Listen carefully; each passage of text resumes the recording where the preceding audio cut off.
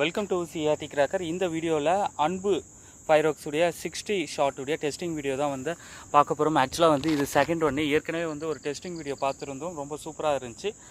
Second piece. So இதுலேயுமே வந்து இவங்களுடைய குவாலிட்டி எப்படி இருக்குது அப்படின்றத செக் பண்ணி பார்த்துருவோம்.